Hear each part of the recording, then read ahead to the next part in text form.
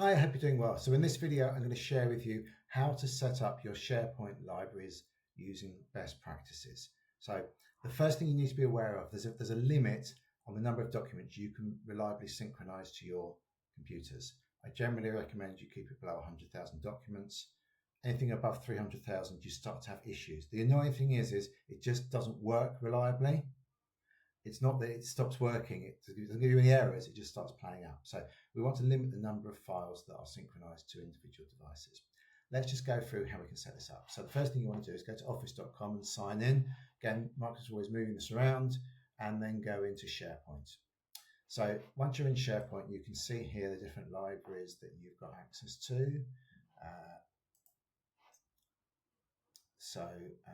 We can go into the library and then go into documents. I recommend you create a library, SharePoint library for each department. By doing it initially, rather than having everything in one massive folder, which some small businesses do, it means that later on, when you want to give people individual components, then it's already set up for you. You've already got the team created. You can just add people to the team. So you can add someone to your marketing team, you add them to the marketing group, done. They've got access to everything they need.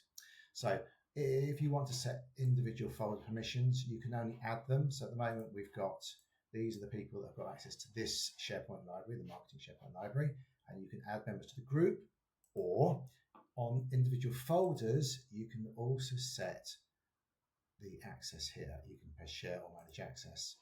That takes you to this window here. This takes you to the same place, and you can put in the person you want to have access, and then you can decide if you want them to have review, edit, etc. permissions. Okay, so I recommend you only really have one layer of this within your folder structure. Don't start going to individual documents and setting different share permissions. It's a nightmare to manage. So you want to keep it simple. While we're here, these are quite useful, but don't click the Add Shortcut to OneDrive button. If you want to synchronize this folder to your computer, then press the sync folder, which has disappeared, which is really helpful.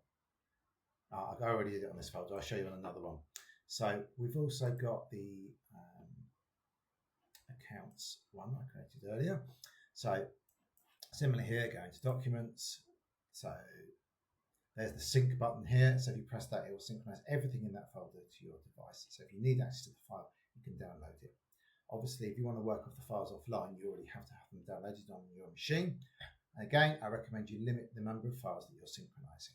So what I've done here, and this is a good practice, is I've created folders for each year. So what that means is you've not got hundreds of thousands of accounting documents dating back 20 years that you're synchronizing to your device. Later on, I'll show you, you can set retention policies on these so they automatically get archived or deleted after a certain period of time. I've also created a folder here called External Finance Share, so we know anything we put on there will be shared with maybe our accountant. An archive folder, so anything that's not needed anymore, but you don't want to delete. Obviously, you want to have a separate backup for 365. You should have that in place. And then your general documents, and those are things that don't change, templates, terms and conditions, that kind of stuff. You want to keep it accessible all the time. So the most important thing we're doing here is that we're creating folders which make sense. So we can then restrict the number of people that need access to these, but only the top layer and then maybe potentially one layer below.